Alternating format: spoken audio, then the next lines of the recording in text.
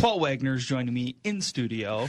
We are running this ship without a captain. Yeah, there is just a crew. There's just a crew with no captain. And not to say that we are followers, but me personally, I need a leader. And without our leader, now we've got two guys spinning our wheels in mud. So bear with us. Bear with us. Yeah, it's but it's good. I'm glad that it's an exciting time for us because we're back into hunting seasons. And I know that we kind of always have something. You know, last week we just went out. We got a couple birds.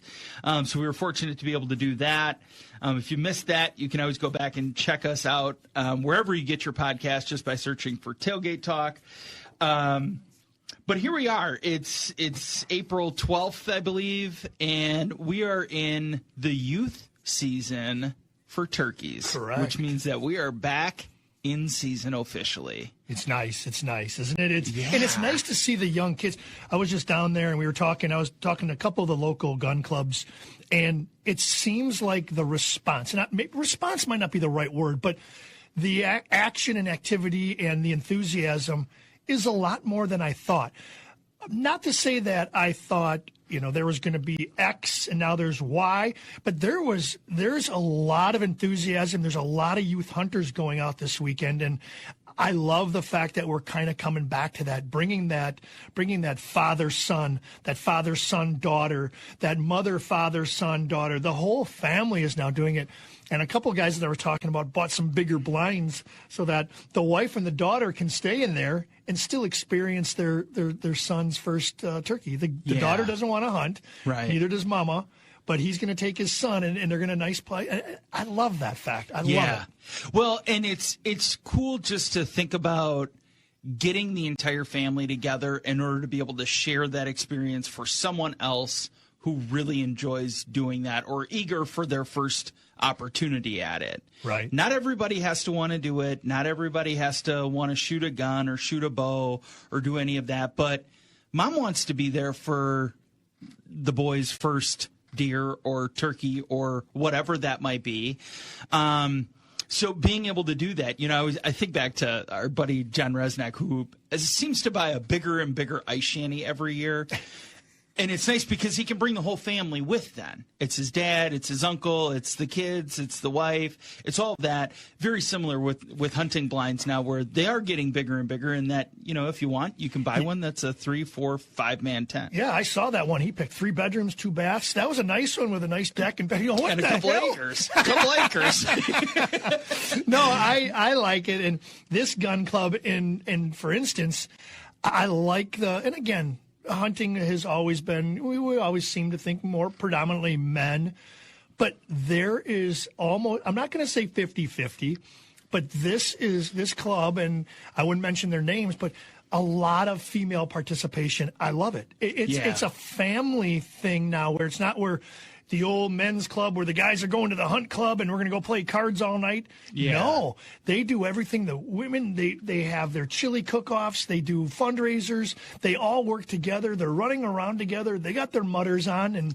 it's really neat to see that. And not necessarily the wives. I've always seen wives and husbands there. But now I'm seeing sons and daughters. So it's really nice. It's really nice. Hey, speaking of that, I don't know if this is going to come as a surprise to you or not, but would you believe it if I told you that Sherry actually hunted Milford Hills before I did? Yeah, I would not believe you. Yeah. So a bunch of years ago when we were back at the construction company that we worked for, they had a big dealer event every year. And she's like, oh, yeah, I've been out there. I've shot clays out there. I've shot birds out there. I'm really? Like, are you serious? So I'm a little behind the game. But you know what? Now we're even 1-1. So, and I'm sure there'll be more opportunities in the future. And if you didn't get a chance to hear our show, That's Germantown. Yeah. See, that's what we do. Yeah, I know. Go on. So if you didn't get a chance to hear about our adventures from last week, like I said, you can find us anywhere you listen to your podcasts. But we're going to be talking about turkey season, just kind of some of the developments that have happened with that. We're also going to, Wags, as you said, it's just the two knuckleheads running the ship this week. So we called in a favor to a guest. So we're going to talk about cooking some recipes. So I hope you had something to eat already, because I got a feeling after that you will probably be hungry. And it's nice because I think we all have a couple questions about introducing people who don't necessarily like wild game into wild game, and how we can kind of get them introduced to that, or maybe some like fun recipes and things like that. So we'll get into that in a little bit. But in this first segment here, I wanted to just bring this up. I don't know if I sent this article to you or not. Did you hear that? And this was just on the 8th. So this was just a couple days ago. The Journal-Sentinel posted an article about Wisconsin spring turkey drawing for hunters is going to be under review. Did you see that? No. So what they found is that everybody is applying for their turkey tags. You know, say it's 100,000 people that apply for a turkey tag. I doubt it's that high, but 100,000 people apply for a turkey tag. They're finding that like 26% of people who are awarded their tag, whatever season that is, you know, A, B, C, D, E, F, 26% are not buying their tags after they're awarded. Really? So Eric applies for a tag. He gets week 2. Maybe I'll give this example.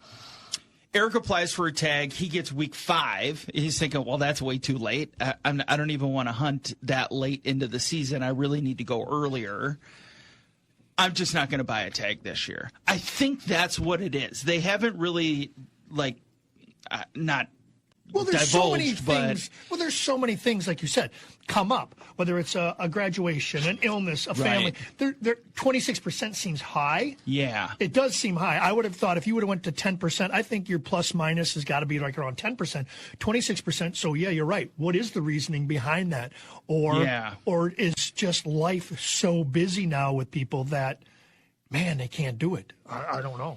It's kind of crazy to think, though, that so this came up at the April 2nd meeting of the DNR Advisory Committee in Dane County. One of the conservation wardens there was asking some questions about that, you know, what's happening with tags and what's happening with the allotment of that. So after somebody pays their $3, it looks like what they do with that, and I don't know if you knew this either, of all of the tags that are available, they lottery and assign 60% of them. So if there's 10,000 tags, let's just use easy numbers. If there's 10,000 tags, 6,000 of them are awarded through that lottery drawing. And what they do is they try and evenly distribute that across all 6 weeks, so that there's even hunting pressure across all 6 weeks of the season. Hence, there's late season tags available compared to I get it. They don't really say anything that they're intending on doing with this yet. A couple of the reasons that they're speculating is that turkey hunters for the northern zones are not having as much success, so they're not actually cashing in on their awarded week or their awarded tag. But they're thinking that this is a 3-year number, too. So from 2022 through 2024, that number was 26% of people who are not cashing in. So they're going to start asking some more questions. I wouldn't be surprised if I saw something along the lines of a survey that went out or a DNR statewide email that went out to anybody with a tag that, or with a recent purchase of a hunting license. I don't know what's going to happen with it. I don't really mind this turkey lottery situation that we have, but I don't know what they would do to change that. Just award less tags? I don't know. Or I think what they're going to have to turn to, and I'm sure there was so much legislation going on up in Madison lately. We know that. We talked to the guys at Milford Hills. We know Lloyd was up there. Yeah. We know everything from ducks to waterfowl to the cranes to turkeys to everything was addressed up those meetings over that time period. But I think instead of paying $3, I think if they're looking for, I don't know, if it's 26% high, is it frustrating to them because they're not getting the ticket sales or the license sales? Right. If that be the case, I think we may be leaning down the road where a $3 entrance fee isn't going to be it. Maybe when you enter or when you apply for your tag, you also have to pay for your license. Yeah. Because if that's the issue, $3, you know what? The NFL draft's this weekend. Oh, right. You know what? I can't hunt that weekend because NFL draft, my buddies are coming in from Chicago. Right. I want to harass some Packers, Bears. I'm not going to turkey hunt. It was only $3. Screw it. Maybe more of a financial commitment. The opposite side of that then is if you pay for your whole tag, what if you're not happy with the week that you draw? And that's probably your SOL. That's why you give them 3 options. Right. And those are the 3 options that you're willing to take. Yeah. And if not, then you roll the dice and you play for an over-the-counter starting March 17th or whatever that is that week. Yeah. Yeah. Crazy. All right. Well, that I thought was an interesting article from this week. We're going to just take a quick break here. Like I kind of teed up, we've got a guest on this week. We're going to talk about bringing field to table or bringing things from the field to your table and the process of getting from A to B. Maybe throwing a little gardening in the mix. I'll probably surprise you with fancy recipes that I've cooked for my wife at some point in time. We're going to be joined by Chris Wansettler from Field to Table. It's hard to introduce that because it's from field to table. Right after the break, it's always fun to have somebody with a specialty in something that we can bring and we can interview and we can talk about some of those different things that we also share a passion for, but that they really are kind of a specialist at. Yeah, so, I look forward to talking to him because we harvest, we take our animals, we eat them. I don't, as much as you guys, I don't prepare them that much. And there's so many different ways. And you find out that whatever family tradition was sent down, whether it's a stew, whether it's a roast, whatever it is, it seems to not veer too far off the path. Right. Where when I go to Chris's Instagram, I can see different things. I can see birds. I can see there's so many different options that you can do, and I can just only imagine the recipe book that he has. So I'm so looking forward to hearing everything he has. Yeah. So with that, we teased it a little bit, but Chris from Field to Table is joining us today, and I'm going to just open this up here. So Chris, thanks for joining us first and foremost, but why don't you just give us a little bit of your background and kind of everything that you do related to the outdoors? Yeah, happy to be here. Love you guys. Have a ton of fun seeing what you guys are doing. We appreciate that. Chris Wansettler. I'm Chris Wansettler. I do commercial photography here in central Indiana. So that's predominantly marketing, advertising work. And kind of around the COVID area, the start of COVID area, I was kind of getting bored. Not bored, I guess, just kind of like the grind of freelance was kind of hitting real hard. And so I was like, I need to make this more fun. And so, being a hunter, I started lugging all my gear into the woods with me. Way too much gear in hunting, and just to try and document what I was seeing. Because as a hunter, you always bring back these stories of like, oh man, I saw an owl dive bombing a squirrel, or I saw this deer doing something real weird, and I kept telling my friends and my wife all these stories, and they just kind of stare at me like, oh, that's cool, and I just needed to show them what I was seeing. And so I just started bringing my camera, and that kind of birthed from Field to Table. And I guess hindsight there is like I've got a garden. I've reached that age where I started taking pictures of plants, and just documenting what I'm eating. Yeah. I started hunting to fill my freezer. I just love wild game. I love and respect good food, good, honest. I can't say organic necessarily, but just good natural food. Just trying to cut out the middleman, cut out the preservatives. Right. Yeah. So all that kind of lumped into from Field to Table. And most recently, me and a few buddies started a podcast called the Okayest Cook. We linked up with the Okayest Hunter guys initially because I wanted to photograph a cookbook for Eric. And I thought, man, your Okayest crew would be awesome just to collect all these old school recipes, like you said, just those heirloom recipes, kind of make all the light bulbs are going off for Wags right now. Like, oh, so that's how you know this guy. It's through the Okayest Hunter guys. I wanted to make the Okayest cookbook, and Eric was like, that's a fun idea. What if you do a podcast instead? Yeah, and just have, all of the different stories and talking about different recipes and things like that. So we actually, it piqued my interest, and I thought of you guys, or I thought of you specifically, as we went and did, I'm sure you saw some of the pictures that we went out and we did a pheasant hunt last week at one of the gun clubs around here, the bird clubs around here. Jealous, yeah. Yeah, it was a blast, and it was my first time ever doing it. Wags has done it a number of times, but we were fortunate enough to come away with 15 birds. And so now I've got all these birds that I've got to do something with, and I made pheasant poppers for dinner. I think it was maybe Monday or Tuesday night this week. And I'm like, you know what?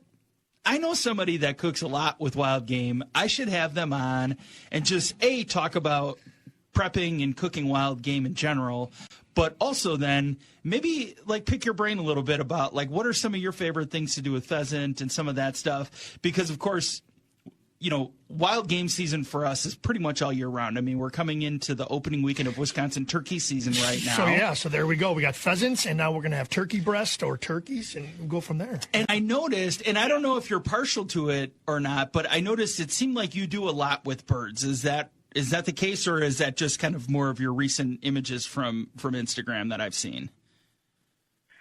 Probably just birding is the most photographic, I would say. Okay. It's also the most fun, in my opinion. It's more about camaraderie than it's hard to sit in a tree with a buddy. Right. Yeah. You can sit in a duck blind with a buddy, and it's more enjoyable for me. So yeah, I'd say probably do the most of that just for that aspect. Yeah. But I like it all. Anything from squirrels to whitetails to pheasants to turkeys. Nothing's off the menu. Yeah. So I thought of you as you were kind of opening this up. I thought of a story from this past season. So my dad always gives me a hard time because I sit really high in the tree. I'm like 25 feet, maybe more than that up in the air. Because I like to get up there. I just feel like it's better for me. And I'm not a small guy, so any movement that I make, the deer probably see me a little easier. So I've got these squirrels that have been running around in front of me, and I've got these little trees. I don't know, not necessarily saplings, but maybe 2 inches wide. And these squirrels are just going nuts, chasing one another. One squirrel chases the other squirrel up the tree, and it tries to jump and get away from the other squirrel to the other tree, just maybe a foot away, misses the second tree that it's trying to get to. No. And belly flops from 20 feet in the air. And I'm like, see, that would have been perfect to have on camera. That is one of those things there you go. It's better to see the visual than just actually hear the story. Yeah. You never know when that's going to happen. So it's good to always be rolling. I did look at one of these. We were talking about birds, and I saw this one that you have posted, this smoked venison top round.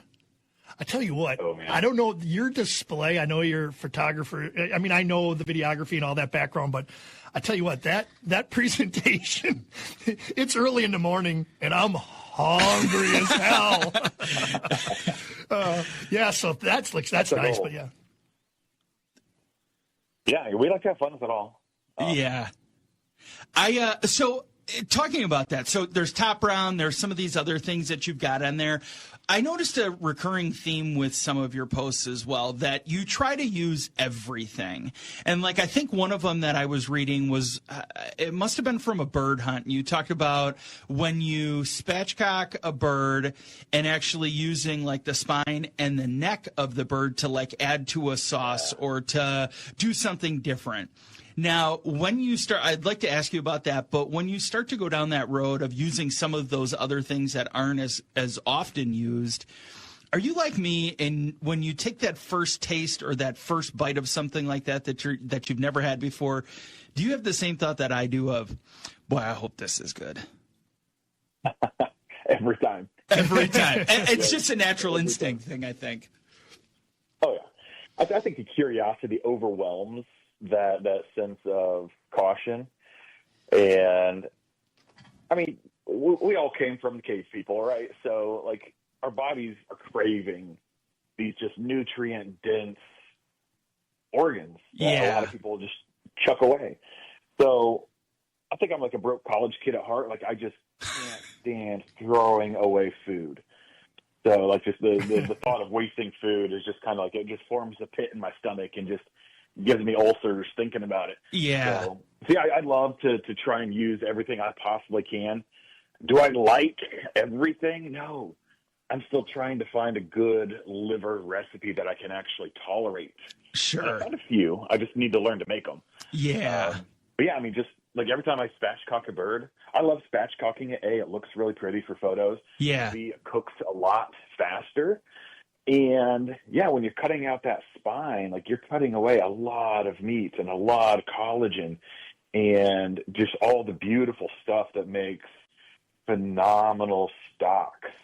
We did an episode with Ian Rosebeck, and he's kind of like the stock king we've had on our show, the Okayest Cook. And just like after talking with him, especially, like I just need to use all the bones possible just to give my body what it's asking for, just with that collagen and just all that delicious. Yeah, is that where you notice that the majority of like some of those extra things, like maybe using bones or doing some of that for a broth or for a stock of some sort, is that where you use a lot of that? Or have you found some other, like, are you also adding it to sauces sometimes? Because I heard that I saw that maybe in one of the comments of like, oh, if you add it to an Alfredo sauce, it actually helps bring out like some additional flavors with that. So are you more a stock and broth guy with some of those extra parts, or, have you done any of that with actual sauces? I mean, to me, it's all kind of one and the same. Okay. I mean, whether you're, like I said, you're making a sauce or you're making a stock, I mean, it's all just liquids being used to cook another, element of the meal. So yeah, whether or not you actually make a quote unquote stock out of the bones, or like I said, just throwing it in any kind of random sauce. Like to me, it might be called something different in a professional kitchen, but it's all going down the same hatch over here. Yeah, I think if you refer to a sauce and you're talking to us, I think we'll kind of get it. Yeah, we don't. I don't exactly. I don't care about the sauce. However you just give me the meat, give me the bulk, and let me taste what I harvested. And I love the fact that it goes all over the place. Scrolling down though, I don't know how much more you can do. Do you get into fish at all, or are you strictly like an upland bird? I did see some, obviously the deer. I did see you pickling. Another hobby. So when you said gardening, I'm sorry. Seafood. Yeah. I love fish. I love seafood, but it's one more thing to do, one more set of gear to collect. So I haven't dabbled much in the fishing game myself. I'll smash anything I'm given, but yeah, I don't think I need to be buying boats and more rods and stuff. Right. I just saw it because when you said gardening, all of a sudden as I was scrolling down, I did see you were like, I don't know, maybe you pickled some cucumbers, or you, like you said, you got into the gardening and stuff, and you do your own herbs, and I'm sure you do your mustards and all that stuff. And the cilantros and all that, because I know how that goes and how that smells there. But I didn't see. I just wondered if like you'd pickle like you're Indiana up here, like the northern pike. Like I really like. We just came out of the ice fishing season. And I really like cold, because it is, northern pike that's pickled. I can eat it in like 2-inch chunks, and for some odd reason, I just love it, and that's kind of just grabbed my sense. Yeah, I saw either you guys or someone else talking about the pickled pike, and I've never done that, but I want to try it real bad. Yeah. I'm not that adventurous. You'll eat it. You'll eat it. Yeah, well, I'll go over my wags over turkey hunting this spring, and he'll be like, oh, yeah, I got it's actually herring. Don't worry about it. Just eat it. And then I'll be like, all right, well, I don't know about this. But so with all this, how often do you get out to the what do you do? Do you prefer bird hunting? Do you like doing it with the camaraderie, like you said, with your buddies, or do you like sitting in a deer stand, or do you do everything? What outdoor activity is your main go-to, and what do you look forward to?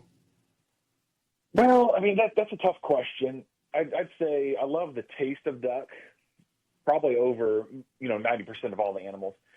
I love the camaraderie of being in the duck blind. Right. But it's hard to pass up just the sheer volume of protein you get from a whitetail. So I probably spend the most of my hunting days in a tree looking for whitetail. But if I was forced to only pick one pursuit, it would be waterfowl. Yeah, just for flavor and the human element, the friendships. So ducks, People I geese, get to go with them. pheasant, chuckers, turkeys, or are you Really strictly any water? bird, yeah. Yeah. Yep. If we're not going to draw that line anywhere, I would say birds. Yeah. Birds in general. Yeah, turkeys, pheasants, ducks, geese, all of it. Yeah. Isn't that the nice part for us, though, is that we're able to – we talk about this so often, Chris, is that you get into like late September, early and middle October in Wisconsin, and you start to – like find yourself in a situation where you don't know what to do. Do I go sit in a duck blind? Do I go chase October muskies? Do I go sit for early deer? Do I do all of those things? But it's nice to have options because depending on the weather, maybe you're doing this or maybe you're doing that, and all of a sudden you get a cold front that comes in, and then you are sitting in a deer stand and doing that. I mean, Indiana's not that far. You guys are a little more southern than we are, but it's not that different. I feel like you guys are also kind of in a similar situation there with trying to fight some of those battles, I guess, come September, October, and then maybe even into November.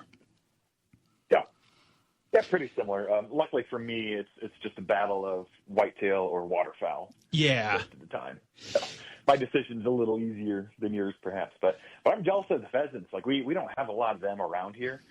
There's a few parks that have them, but it's all mostly put and take type stuff. So yeah, not too many wild birds.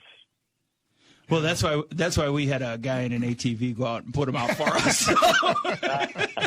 That makes it a little easier. All right, so I do have a couple questions for you here as we've got a couple of minutes here yet, but so my wife would be very frustrated if I didn't ask you. I kind of teed you up with this in talking to you before you came on. So for somebody who is in a household where one person loves wild game and they'll try anything and do anything, and then the other half of a household that is very skeptical and very worried about trying some of that. Maybe it's the gaminess of it, or it is just maybe being adventurous, and it's maybe a mental block that they might have of thinking, oh, well, if I didn't know that this was venison in my burgers, I wouldn't have an issue eating it. But now that I know that it's venison in my burger, I'm a little more leery, and maybe it does create some of that mental block. What are some of your tips, or what's kind of your go-to for introducing or taking away some of that gaminess to make it more palatable for new experiences for people who are not as big of a fan? Yeah, you described my household. I'm that adventurous eater, the super food curious guy. My wife, not so much. She grew up on a diet, and that's what she likes, and doesn't like, new wild things. I would say it's kind of a balancing act between their personalities. I've gotten into some trouble by not disclosing the protein in some of my meals. So, but I've got friends who don't tell people it's wild game until after their friends have eaten it. Maybe that's just a trust thing. My wife refuses to eat anything that I don't fully disclose what's in it. That she's not there when you start cooking it? Yeah.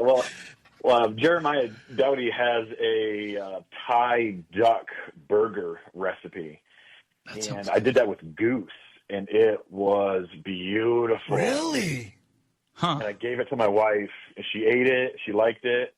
Found out the next day that it was goose, and just was not a happy camper. She doesn't trust you. You could give her a Big Mac, and she'd be like, "What's in here?" Yeah, yep. I love it. So is that what you find? Oh, go ahead. I'm trying to say, don't hide the fact that it might be a wild game. Like I would disclose this thing. But also, just keep trying different things. Like, wild animals are not like domestic cows. Like, it's right. Each duck independently tastes very different. If you've got mallards that have been eating rice out west versus whatever they're eating over here. Right. Yeah. Those two birds are going to taste very different. If you have a bird that just flew in from Canada and is all worn out and tired, and his muscles are all strained, like, he's going to taste different than a local bird. So if you don't like one animal, don't give up on the whole species because you had one bad experience. Just keep trying them. Yeah. So my wife, I feel like anytime that we go out for dinner, the woman always has to get a French onion soup. And I don't have any issues with French onion soup, but what I did for her was I found a recipe that was actually like a French onion venison medallion, like bake almost.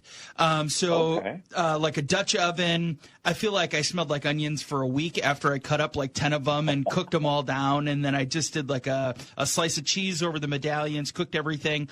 And it was like a red wine reduction that the onions kind of baked in. It was so good.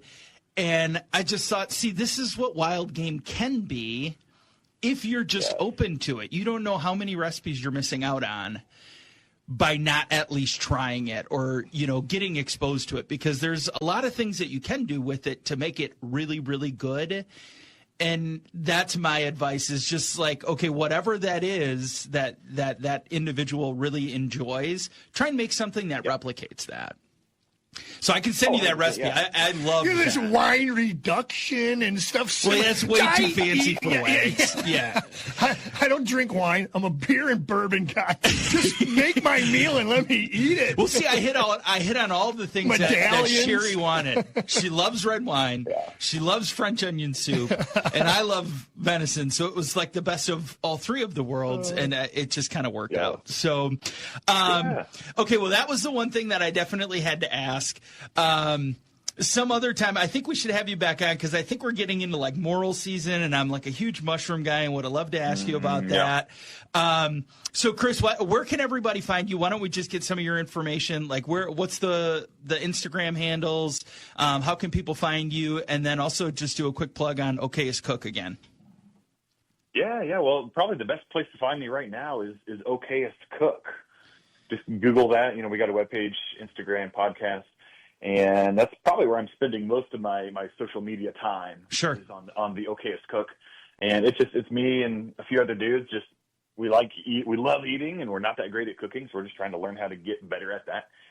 Another relevant account would be From Field to Table, and that's just some random adventures, again, predominantly food based. Yeah.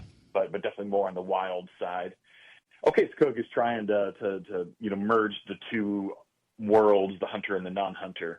We all have to eat, and so we're trying to walk that knife's edge between those two cultures. Yeah. And From Field to Table is 99% wild game. Awesome. Well, Chris, awesome. I really appreciate you jumping on with us. I know this morning as we were going back and forth, I'm like, oh, it's this time. And you're like, oh, shoot, you're Central Time. I'm like, yeah, it's fine. Well, it's early. And I appreciate you taking a little bit of time here just to jump on and talk shop with us here for a little bit and tell us a little bit of your story. So, after the break, we will wrap up the show, and I've got a few things to talk about with Mr. Wagner. But once again, Okayest Cook, find him everywhere. And Chris, thanks again for your time. Thank you very much, Chris. Yeah, thank you. There's so much that we can do with the wild game, and I don't think we like you said, we always have our old faithful that we go back to. It's the jalapeno poppers, it's the stew, it's the whatever it might be. Right. And there's so much that we can do. So if you need some ideas for any of your wild game, you can always go check out his Instagram. I know you're super active on Instagram. Well, I didn't realize I should have when you have your wildlife dinner once a year. So I missed this year, but a couple years ago, 2 years ago, I was there. I didn't realize when you were just talking about wine reduction and simmering and medallions and stuff. I didn't realize that you were such a big. I don't know. So I try. It must be one of those things where, hey, if you're not out hunting, you want to try to figure. I mean, that's just me learning this now after 200 episodes. Yeah. I didn't realize that you enjoy cooking. I do. And you enjoy doing that. I try because I don't want to always have the same thing with, like, whether that's venison steaks or that's backstraps or whatever it is.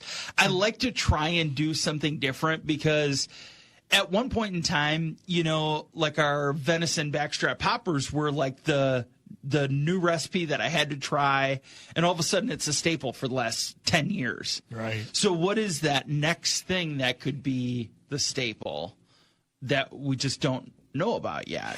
Well, I can tell you what's not going to be a staple. If you caught Chris talking and he said, I'm looking for a liver recipe. Yeah. That will never be It's on not my one of our state. No, staples. no, That's no. not one of our We will work staples. with backstraps. We will work with tenderloins, even Yeah. roasts and some burgers. And, Roasts and, and you know what? burgers. I'm fine with some waterfowl. I like turkey breasts and pheasant and stuff. But I am not going Yeah. down the liver and Yeah. onion road. Yeah, I think it's interesting too, just blending both of his worlds together, of his actual job of commercial photography and videography, and bringing that passion of hunting and harvesting animals and bringing those together. The one thing that I wanted to ask him was, it's got to be really cool to be able to go back and look back on all of those experiences that you've had and see it in such a professional, really well put together manner. Oh, yeah. I've got stupid videos that I post on Instagram, but it's not anything near, I just use my phone and whatever. Right. So it's got to be cool to be able to go back and look at that and see that was when we hunted Nebraska. Oh, and then that was the time that we went to Milford Hills. And what a cool recap that we have from that. Yeah, that's a good point. And he does have that. That background, I think, is beneficial. And you can even see on some of it in his posts. He's got one picture a year ago. His son, I believe, shot a squirrel or a rabbit or something. There's so many things that were those images. Yes, we all have in our mind. Yeah. But if you could, and don't get me wrong, any type of video or picture is great. But that realism that he presents in his photography and his videography is something amazing, and that would be something to look back on. As fathers and grandfathers pass away, it'd be nice to obviously move all your stuff from the old days. Have I had all those memories. VHS tapes, but still that the old photos, rather than throwing them on a zip drive and say, oh, these are on my computer. It's sometimes it's nice. Certain those pictures are nice to have. Yeah. Old school hard copy. Yeah. So if you are not as adventurous as we are with wild game, you could probably get some good stuff at Bunzel's, which we always talk about. Bunzel's, our meat market that we love going to. As we're coming into Easter here, boy, it's crazy to think that Easter is already next weekend. They're still taking pre-orders. So if you are hosting a big party and you want to just have one thing taken off your plate, give Bunzel's a call. They've got Easter dinners ready to go. 2 different size options, but I'm sure you can find a combination that fits for the party size that you have. Check them out at bunzels.com. Wait, what's going on in your life? It's getting closer and closer. Turkey season's here. That must mean baseball's right around the corner for you. I know, exactly right. Guys are starting to filter in. Host families are starting. We're having dinners with the host families and stuff. Again, it's the Lake Country Dockhounds. Great baseball between the Madison and Milwaukee area. We're located right there in Oconomowoc. It's independent baseball, the American Association. Yep. And again, those who don't know it, our main competitor is the Milwaukee Milkmen. But we open up May 9th. May 9th down in Chicago. So it's coming close. It's exciting. The kids know that this is the option. We've talked about baseball, independent baseball, and how important it is now with Major League Baseball. So being an MLB partner and watching the successes of our Milwaukee Brewers and obviously some of the Northwestern people that are watching into the Twins, and we always have our Cubs and White Sox. And as much as you dislike or your hatred, so-called hatred for people, whether it's football and you hate the Vikings and the Bears or the Cubs or whatever it is, it's just always nice. It's rivalries that are great, and it's entertainment for us. And hopefully we bring this entertainment to the southeastern part of Wisconsin and between Milwaukee and Madison. So on your way down, you'll see, if you're leaving Madison, for the Madison people, if you're coming down to Milwaukee on 94, you'll see right when you get around past Johnson Creek on the right-hand side, you'll see our stadium, WBC Ballpark. Yeah. And that's where we are as you head into Milwaukee. And if you're Milwaukee heading west to Madison, you'll pass it easily on out. But it's awesome. It's going to be easy exciting. to spot. Right there in our hood. It's hard to think that I can't believe that we're already at the end of another show here. But so opening weekend of turkey right now. I've got 2 weeks until my season. I know you said that you're starting to get birds that are starting to kind of stroll in, which is nice. And I don't know, soon enough, we're going to be sitting out there again. I already took vacation. I don't know what we're going to do for the show that week, because I took vacation that Wednesday through Tuesday so that I can hopefully have enough time to get a bird.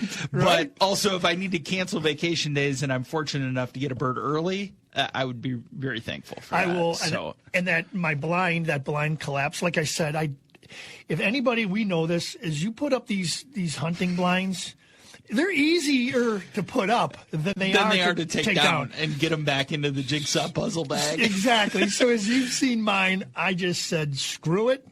Here's I'm going to buy another one. $150 or $125. So I let that thing lay out there until the snow collapses it and it rips, and then I just throw it in the garbage and get a new one. So I will put it up as long as this weather seems to have maybe kind of become a little bit expectable. Yeah. That will be going out, and it'll be all ready for you. And we'll be out there. I actually have 3 people going to hunt, and nobody's going the first weekend. I actually have the same as you with the second, and then we got the third and the fourth taken, and then one late seasoner. But again, I don't mind it. I just want to make sure the birds are out there. Yeah. The deer are huge as my food plots. Yeah. They all died out. I mean, obviously. But I don't have, they crush it. It's down to the dirt. Yeah. So when you come out there and see I remember that at the end of December last year. We had that kind of mild weather. It was like soup out there because there was nothing to walk on. They just crushed it down to nothing. They didn't miss. So now it's starting to come up some of the clover in Nebraska. So there's a little bit of green there, and they're there. So again, the turkeys and the deer seem to play together, and they're starting to move south.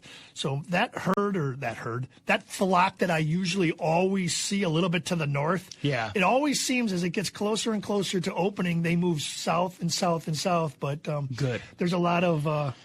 Bring them in. Yeah, there's a lot of new stuff going on. Trick them into the food plot, would you? Hey, remember last time I saw 13 beards in one time. I went out there. I'm like, man, 13 times? What's going on? I know. Well, here we are. It's the end of another week, and I think we're starting to turn. The gears are starting to turn for everything that's to come. We're starting to get really excited about turkey season. It's coming up very quick for us. But for Wags, this is Tasker, another episode of Tailgate Talk. If you missed any of it, you can always find us on the iHeartRadio app.